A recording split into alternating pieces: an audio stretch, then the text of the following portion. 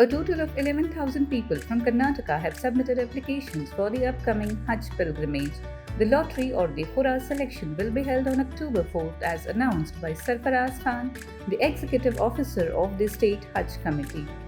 Once the lottery process concludes, selected applicants will be notified via SMS. Last year, around 9,500 to 10,000 pilgrims were chosen, and this year, the numbers are expected to rise. The state's official quota for Hajj is still pending and will be confirmed on October 4th. Following this, the Hajj committee will move forward with the necessary arrangements. हज 2025 जो है उसका last date 30 सितंबर तक extend किया गया था।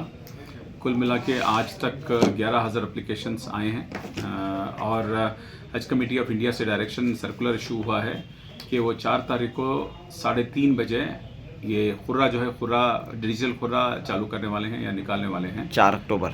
हाँ, 4 अक्टूबर को शाम में 3:30 बजे।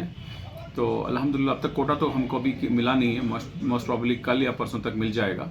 तो 4 तारीख को होगा तो पता लगेगा कि मोस्ट प्रॉब्ली लास्ट टाइम जो थे करीब 9,500 से 10,000 हाजी यहाँ से गए थे, तो उम्मीद है कि उससे थोड़े ज़्यादा लोग ही जाने की कोशिश है।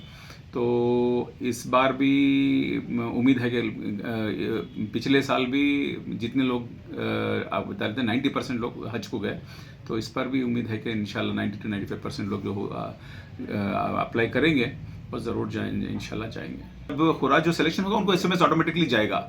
जैसे 3:30 बजे खुरे का चालू होगा तो उसी दिन या अगले दिन उनको SMS मिलेगा कि इनका आपका खुरा निकला है, आप सेलेक्ट किए हैं हज के लिए इस बार। मतलब इसका कॉस्टिंग क्या है, कितना कोटा है, ऐसा कुछ अभी तक हमारे को डिटेल्स आया नहीं है। सिर्फ हज कमेटी ऑफ इंडिया से यही आया है कि लास्ट डेट एक्सटेंड नहीं करेंगे इस बार। और जो है ये बार जैसे कि लास्ट टाइम से बहुत जल्दी इस बार पूरा वगैरह किया है, सो दैट अकोमोडेशंस हो या दूसरे जो अरेंजमेंट्स हों बेहतर तरीके से हो। और लास्ट टाइम भी जो छोटे मोटे जो प्रॉब्लम्स हुए थे उधर वो भी उसको भी सॉल्व करें।